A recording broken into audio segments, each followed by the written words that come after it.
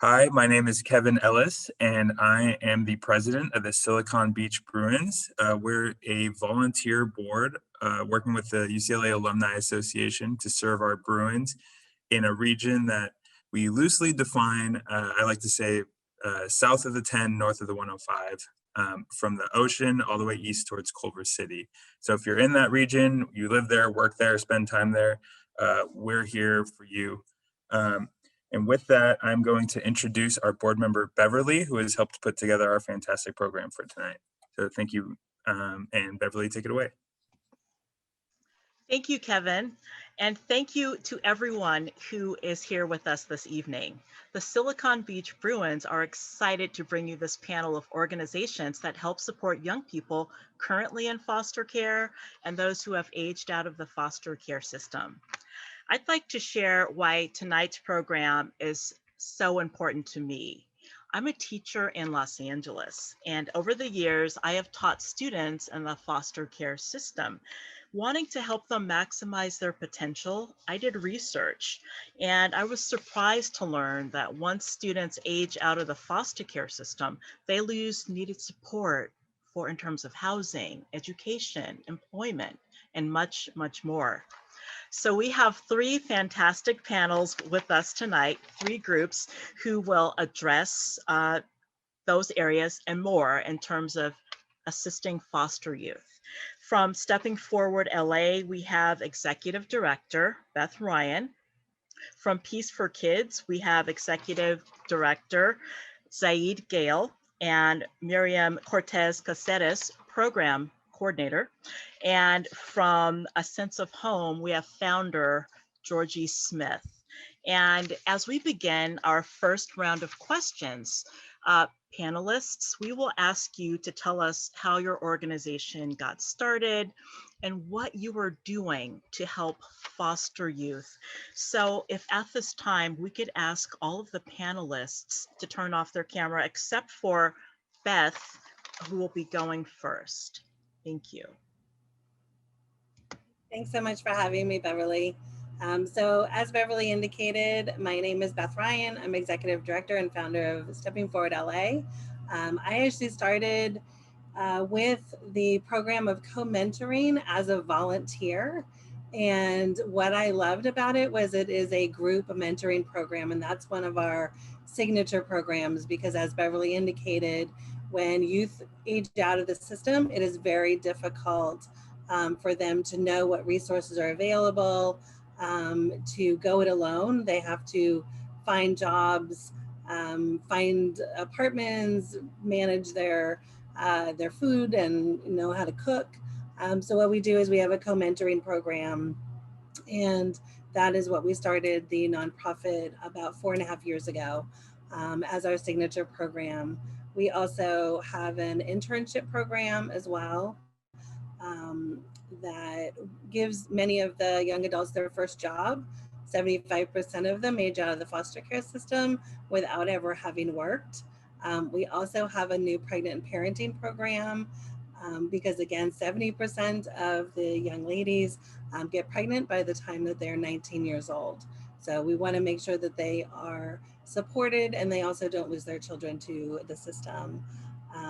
And so we started the nonprofit 4.5 years ago, and we are now transitioning into creating an app. All of our program staff are former foster themselves because they understand the needs and the pathway to success. It's immediate trust with the young adults that we serve, and we are very excited to be here today. Thank you so much, Beth. And now I would like to invite Zaid Gale and Miriam Cortez Caceres from Peace4Kids to share with us how the organization got started and how they are helping foster youth. Thank you for giving us the opportunity to be here today and share a little bit about the work. One of the things that's really important in the role of Peace4Kids is to take an approach which we call anthropological in nature, meaning that when we started Peace4Kids 23 years ago, I came in with questions as opposed to answers. And part of the questions that we wanted to answer were to discover what were the assets and strengths of young people in foster care. And we often call them young people in foster care because what we've learned from the youth that we serve is that their foster care experience is a temporary experience. And it's an identity that they don't necessarily want to have associated with every aspect of their lives, because the public tends to have some very difficult conversations about how they frame the experience of youth in foster care. And so what I'd love to do as part of my introduction is to do a little bit of what I like to call an interactive activity to get everyone in the right mindset of understanding who youth in foster care might be. So at home, wherever you are, I know we can't see you because we're on a webinar, but we invite you to participate in the chat. If you have a secondary device, we're going to do a little word cloud and a little poll. And so I'm going to share my screen now.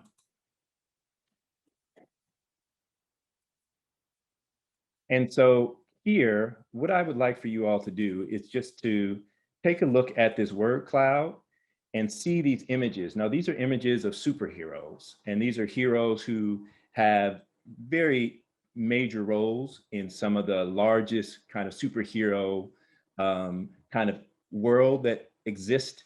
And they're very large superheroes. So we, at the top here, we have the X-Men represented, we have Spider-Man, we have Batman, we have Superman. And what I want you to do is I want you to go to this link, if you could, pollev.com/P4K20, and it should allow you to join once we go on to the next slide. So just take a minute to go to pollev.com/P4K20 so that you can participate in this next activity. Again, which is just to help us in framing a little bit on who youth in foster care are. And as you look at these photos and as you're joining, what I want you to do is just ask yourself, what are the first 1 or 2 words that come to mind when you see these heroes? And as you do that, whatever you type in should begin to populate in this word cloud. So so we see the first words coming up are white and male. So thank you all for participating. We'll give it a powers. Yes, those are all represented. We see powers as kind of taking the central theme there as we're looking at that. We see white, we see male, we see fight.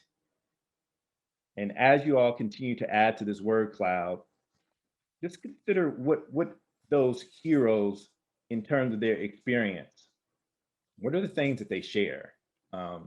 See strong, we see grit, and we'll give it a couple of more seconds as you all respond to that. And we'll see what begins to emerge as some of the central themes. And so what's emerging as one of the central themes in this is this idea of strong, everyone being white, and everyone having powers. So when we go back up, somebody put in that word cloud something that I thought was interesting, that the framing of who all these characters were folks who did have a foster care experience. So someone put in there that they were all orphans. And yes, to some degree, this is absolutely correct, right? So Superman's planet blew up. He was adopted by a family in Kansas. Batman's parents were killed. He was in what we call non-relative caregiving. He was raised by his butler. Spider-Man's parents were killed, and he was in kinship care. He was raised by his aunt and uncle. And Cyclops lost his parents as well, and he was in what we might refer to as a group home, as he was raised by Xavier in the spaces in those spaces. And so all of these stories were the background to who these heroes were. And so one of the things that we wanted to do at Peace4Kids is to understand why these narratives are often used in framing of heroes that are very common in our experience. And yet, we also want to understand why young people feel uncomfortable being called a foster youth or being identified with foster care. So there's one more thing that I'm going to ask you to do. Now you should have a poll. And in this poll, I want you to respond to this question, which is simply, how do you think foster youth are most likely to be portrayed in the media? And you can click all of them that apply, but we want you to answer this question based on your perception of how youth in foster care are portrayed in the media. And we'll give that another 10 seconds.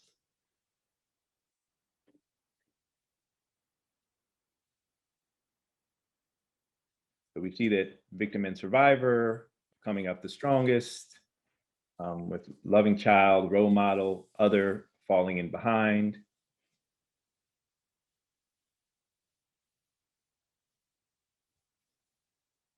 Great, we'll give it like 5 more seconds. I know I said 10, but I'm counting is off. 4, 3, 2, 1.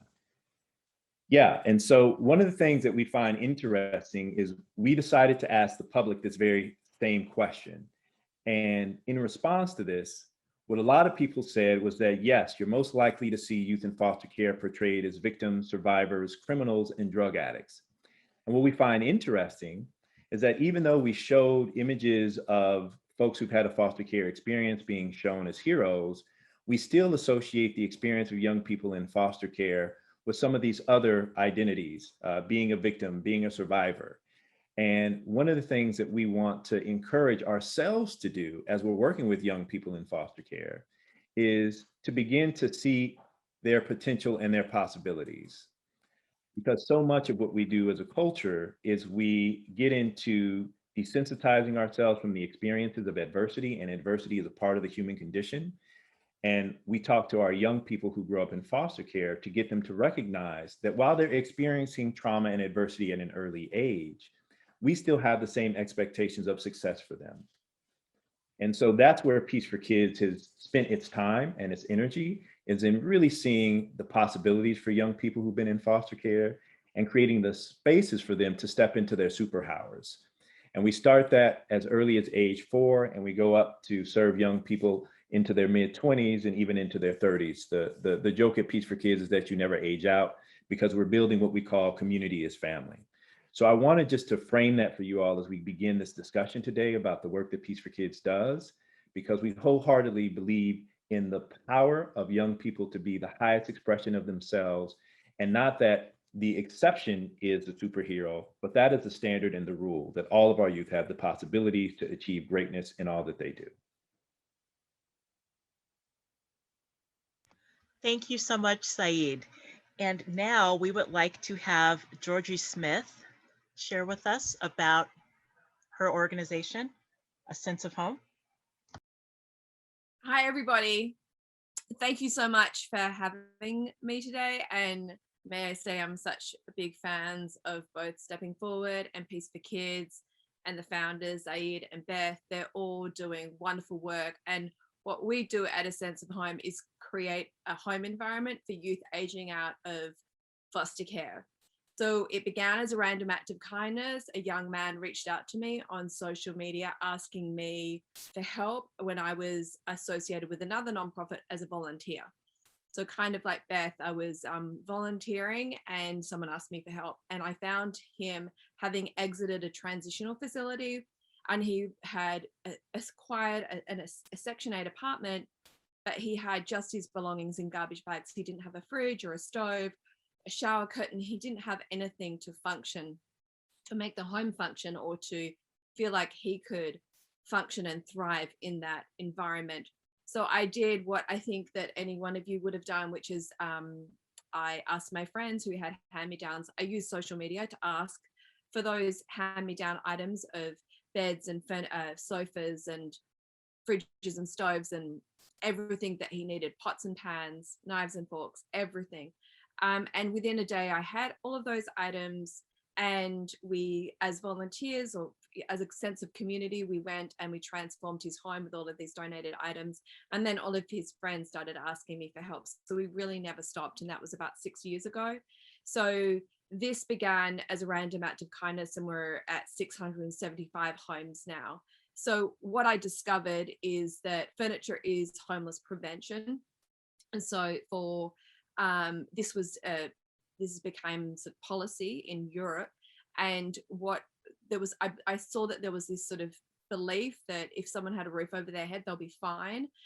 In fact, they won't. It's when you go into a space and you can't make it into a functioning home, it's much easier to go to a motel, to a friend's place, or to live in the car, because at least in a car there's a seat that you can, sit on and eat as you're eating or studying. You have a seat.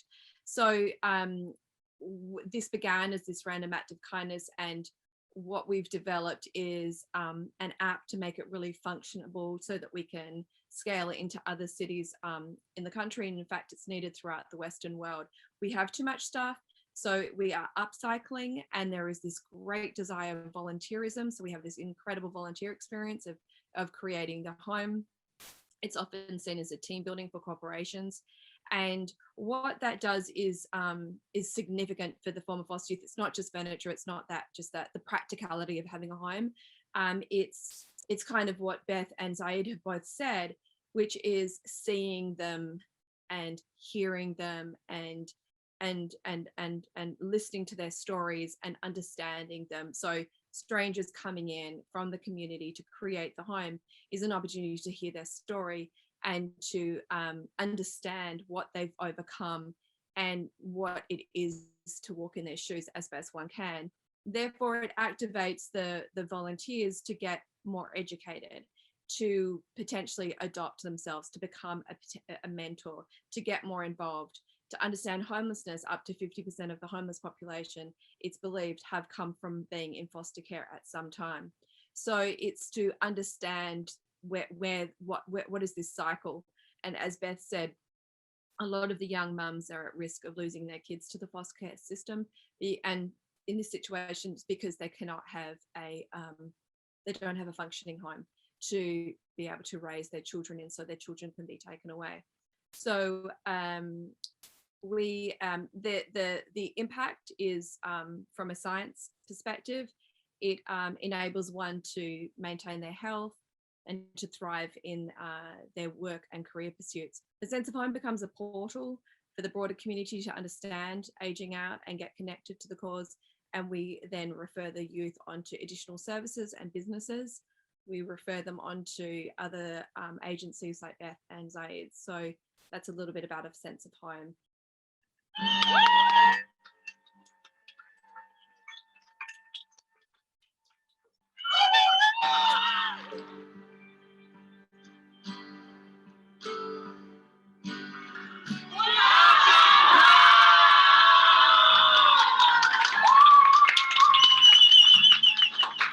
Oh my God, it's so beautiful.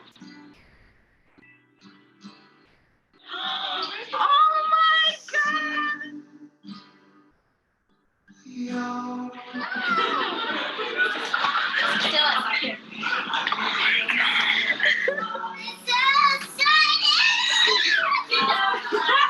I just wanted to live forever. Finally, you're out on your own and you're ready to start anew, and you're eating, sleeping, and starting on the floor. It's so easy to feel insignificant, like you don't matter, and just to have people see you and want the best for you and not know you, it restores your hope and faith in just humanity in general. As much as these kids need the connection, the volunteers need it as well. People are wanting to be of service and to be able to witness a life transformed before your eyes in such a fun, creative environment with other wonderful people. And I think when you're out of your comfort zone, you tend to be more resourceful, and then you can look at yourself and figure out what you are made of and what we can offer the world, but it's also what the world can offer up to us as well. It's the community connection. It's the love and the heart of all these volunteers coming in. Treating everyone with dignity, looking for ways to empower and to reveal everyone's humanity, because at its core it's humanity and love. Everyone wants it. It honestly changed my whole perspective about my community. I didn't really believe that there was people that would, care or take the time out of their day to come do, an act of kindness. So that really helped me pay it forward, and it helped me look at other situations that I was put in. We need to create a lot more paradigms where people can come together to understand one another better and to build bridges between disparate communities in order to do something really productive together, like creating somebody's home. I just want to thank you guys for being here. It really means a lot that you guys are here on a Saturday morning. You guys can be doing like a million other things, and you guys decided to take time out of your day and be here for me. And I just feel really loved, and I feel the love everywhere, and I feel the love radiating. And this just makes me feel like I matter, and that I'm here. Like, this is really what it's about. And there's more people like this than the other way. And we need to see it. And I thank you. Today we just kind of came together as a community and showed our love. And in turn, really what has happened is that we filled our hearts up. It's going to help me get up for work every day. I haven't had a good night's sleep in a year. It's going to help me work, and then that's going to help me be a better mother, and that's going to help me be a better person. I can be able to be the woman I want to be. It just makes me feel great to know that there's people still out there that want to help, that do care, and they have a heart, they have a soul. To actually feel like you have a home is the biggest part, because you feel like you have a spot, but you still are not comfortable or have what you need to feel like it's a home. To actually have people come and do that for you and help you out, be there in your corner, let you know you're not alone, is the most amazing feeling. Thank you for sharing. I think it's really powerful to hear these stories of the individuals that were shared in this video, and that Zaid and Beth were able to share about before as well. So thank you so much for sharing. We also want to ask for all of us listening, all of our attendees, how can we help your organizations both financially and in non-monetary ways? Do you need virtual volunteers? Are you seeking people to volunteer in person or have any events coming up? Are you looking for in-kind donations? We're looking for ways that our Bruins who are motivated can come help. And so maybe we can go in the reverse order, and Georgie, if you can share first. Thank you so much. Yes, from the video, I think you can see that we rely on a lot of volunteerism. We do have, on our website, we have an enormous amount of virtual volunteer opportunities. We have an enormous amount of ways that one can volunteer in our warehouse. They can come together to sponsor a home. During the pandemic, we've done something called a warehouse home creation to keep everybody safe. We still do that, but we're also going back out onto location now that things have shifted. And of course, people can donate their furniture and their home goods. They can donate their art. And that's all on our website, which is asenseofhome.org. And our social media is asenseofhome.org on all platforms. And so on the website, you can see all of the ways that you can sponsor a home, create a home, volunteer at the warehouse. There's a lot of different opportunities at the warehouse, which is in Hawthorne, which is near SpaceX, and definitely with the connections to furniture. There's so much unwanted items out there. I don't know if anyone knows, but the largest items filling up landfills are home goods and furniture. We're building an app that we are beta testing. So if anyone's technologically savvy, they can participate in that. We embrace all kinds of volunteerism. So I hope that answered that. Is that all those questions? Yes, thank you so much. So next, Zaid and Miriam, same question to you. What are ways that we can support your organizations financially and in non-monetary ways? Yeah, so similar to Georgie, our organization relies on volunteers. That is different now because of where we are in terms of the pandemic and wanting to keep our youth and our community safe. And so we are still in the process of training volunteers for the opportunity to be of service. And so that's something that we really invite volunteers to participate. We've developed an online training. And so anyone who would like to participate in that can email me directly at Zaid, Z-A-I-D, at Peace4Kids.org. It's kind of an intensive way to understand a little bit about what we talked about earlier in terms of the experience of our young people and the need for them to have folks who can support them in their ongoing social emotional development. In addition to that, of course, we always welcome financial donations and in-kind donations. Those things are specific to some of the needs of our young people as well. We have young people who are transitioning out of foster care into their own apartments. And so similar to what Georgie has talked about, those young people are looking for opportunities and ways to start the next leg of their adult life by getting support. So if there are employment opportunities that you think would be valuable for our young people as they begin to step into their adult experience, those are always great opportunities to bring into our community as well. We have a organization that has partnered with us, which is led by one of our young people who's come through, that's called Altura Collaborative. And Altura Collaborative is all about creating career opportunities for young folks and adults who've had a lived foster care experience. And so Altura Collaborative is another space within the Peace for Kids ethos where we're advancing the stories and experiences of our young people so that they can be successful as adults. And then lastly, there's another space in which we know folks can support us, and that is an initiative that Miriam has started called Rock Move. So I'll let Miriam speak to that a little bit. But Rock Move has come about as a result of the work that we've been doing to change the narrative and the perspective on how we look at young people in foster care. Thank you, Zaid. And along those lines, Rock Move stands for Revolution of Care movement, and it was created based on the idea that we wanted to rebuild and reimagine the foster care system by helping shift people's perceptions of who youth in foster care are. So it's essentially shattering monoliths, and not just youth in care, but anyone with a lived foster care experience. And what started as dinner conversations and us kind of, and by us, I mean people with a lived experience, talking about the things that we've witnessed and the kind of language and behavior other people have expressed towards us because we've shared that we were in foster care at some point in our lives. We recognize that there were a lot of negative perceptions about us, and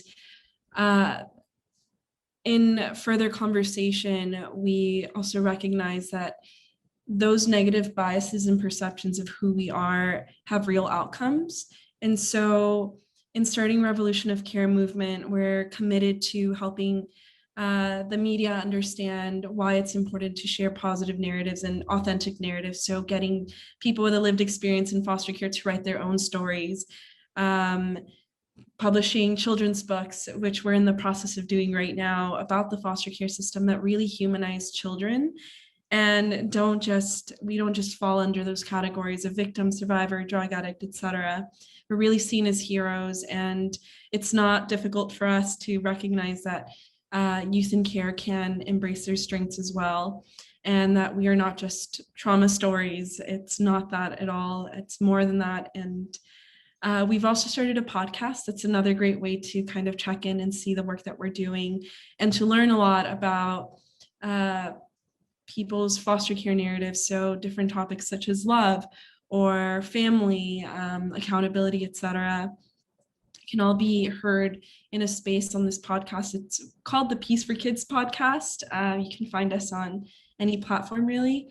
And there again, you get to hear the authentic narratives of people with a lived experience in care and how that foster care experience shapes the way that we perceive the world and the world impacts us.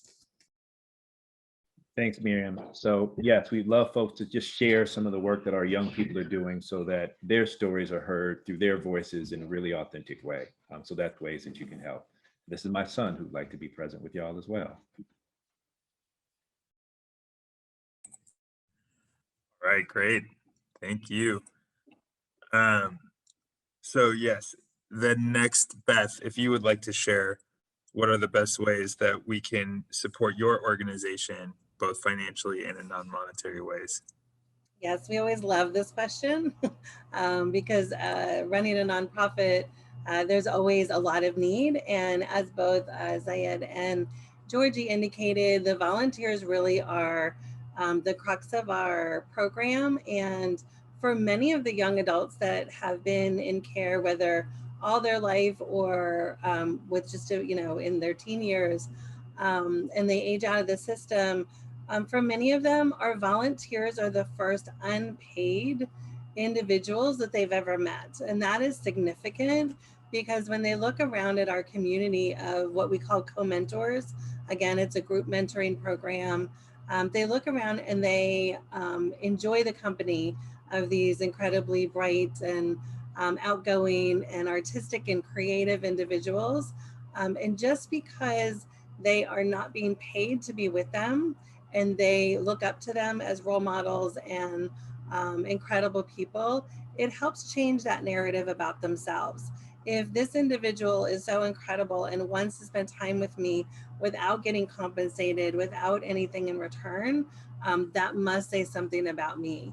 So as you know, Zaid and Georgie indicated, like it really is about giving these young adults hope and a voice and a place where they can learn without worrying about anyone finding out that they spent time in foster care or whatever questions or uncomfortableness that brings up. So our volunteers are key. We have a bunch of different opportunities for volunteers. That includes virtual volunteers. So we do have an app that is in the App Store at the moment. It is called Stepping Forward, and you can download it and use the referral code UCLA, all in caps, in order to access it. You'll be able to see there's about 2,000 resources that the young adults themselves have researched in 12 different categories. What we're going to be doing is onboarding the young adults that are current foster and former foster. And we want to make sure that their educational needs are taken care of. So we need volunteers that can help us check in if they're in high school or wanting to get their GED, that there are people that can support them in that. We have all the resources you need. So if you don't know how to get your GED, you don't have to worry about it. We just want that warm, welcoming when the young adult enters the app. We also need some support in making sure that if they're applying to college or they would like to succeed in college, only 50% graduate from high school, 10% go to their freshman year of college, 7% of them drop out before they make it to their bachelor's degree, meaning 3% graduate with their bachelor's degree. So we really want to change that success rate, and we need volunteers to help us do that. Also employment, as I indicated before, we have a short-term paid internship. We do collaborate with the city and the county and to receive funding for most of the young adults. Not all of them are eligible for that. So we do raise money. So a nonprofit, all of us funding is definitely something that we will be adding to the list of things that we need. And we also have an onboarding through our employment process, making sure that every young adult has the important documents that they need. They have a resume that they can feel proud of, and we conduct mock interviews with them and help them in the search. So that is again where our volunteers come in, because we just wouldn't have the bandwidth with just our staff. And then we also make sure that everyone has a bank account, understands what a bank account is, getting them set up with a budget, and letting them know what credit is and how it can help them or hurt them depending on how they take care of it. And then we also have some face-to-face. Again, we're just like everybody else, sort of coming out of hibernation from the quarantine. And we do have our pregnant parenting program where we do a lot more face-to-face events with them. We have college students that live in congregate living that we support on a regular basis. And then in-kind donations, gift cards, anything that we can use as incentives and as a celebration with the young adults. So my email is beth@steppingforwardla.org, our website, www.steppingforwardla.org. Our social media is steppingforwardla.org. And we just really appreciate this time to reach the UCLA Bruins. All right, thank you so much, Beth. At this time, we want to invite, we want to have a little Q&A with our remaining time. So we want to invite all of our panelists to feel free to turn on your cameras, and as questions come in, you know, kind of anyone can jump on them. We have one question that was submitted earlier. How can we change the narrative about people's perception of young people in foster care? What can we be doing? I love that question. It's something that I think is right up the alley of some of the work that Miriam spoke to earlier. And what we know to be true is just training on biases does not work. That it has to be kind of an immersive experience where people de-bias their own thinking and get exposed to young people in foster care and adults who've had a lived foster care experience. And of course, this is difficult because folks who have been in foster care tend to feel a sense of shame about coming out and being honest about that history because of the way that they'll be perceived in that moment. And so what we've found to be successful is to really engage folks with a lived experience in the places where other people might be, so they can see the humanity in who these folks are.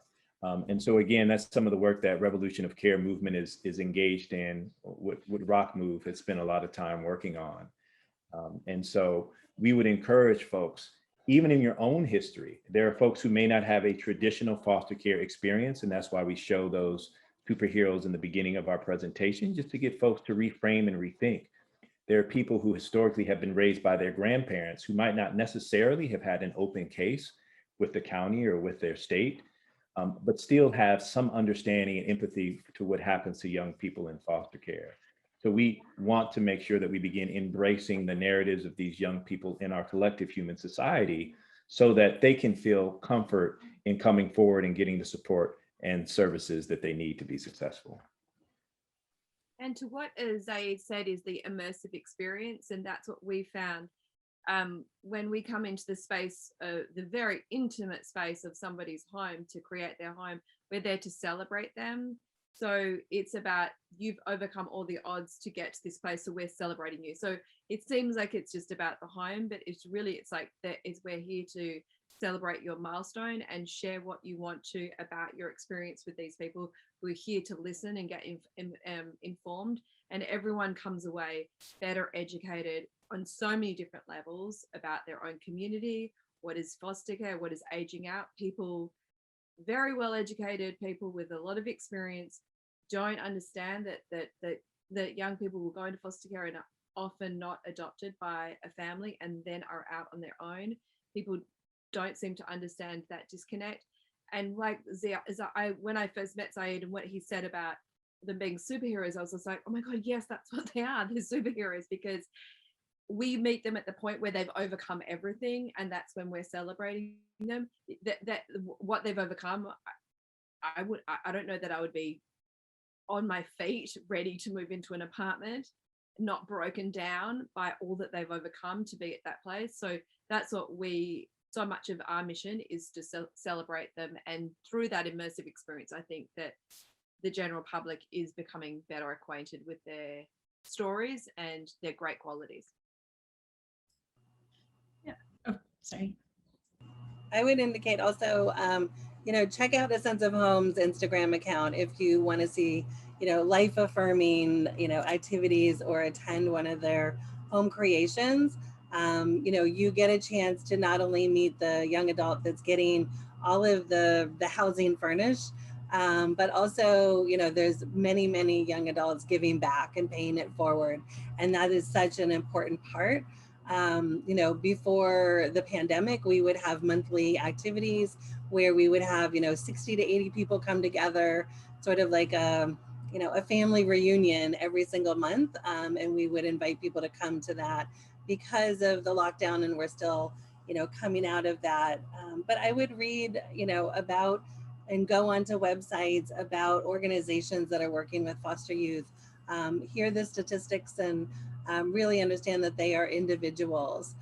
But one of the things that we try to also do is, when the young adults are part of our program, we don't allow the volunteers to ask them questions about their story or their past. So coming to Stepping Forward LA is not an opportunity for you to learn directly from the youth, because we want the youth just to be young adults. We want them to, experience in the baking that we're doing, or the hiking, or the, crafts that we're doing, rather than teaching the public. But I think it's up to, Zaid, Miriam, Georgie, and I, and other nonprofits to make sure that the story gets out there of what these amazing young adults have overcome, and that they all have these incredible dreams. I mean, I'm just life affirmed every single time I, engage with the young adults. And, again, so attending things like this so that you can learn more and find out some of the great work that's being done with these young adults. And along the lines of what Beth was just saying, we were really lucky to work with USC's journalism school.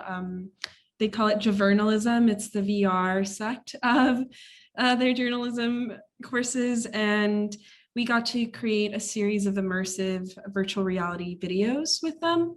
And so they're kind of like short documentary style. And each one of us got to tell our own story, how we live our own lives. So it basically was a day in the life. And there was a story about a musician in the community, and it really is, the shared link is that we were all in foster care. It's not about the fact that we were in foster care and our lives are this because of our foster care experience. It's in spite of and inspired by, and the things that we learned, the strengths that we understood about ourselves through our foster care experience, and especially through finding community, is what differentiates us and like makes us so unique and shatters those monoliths. So there's a music element. There's one of the stories was about a chef in the community.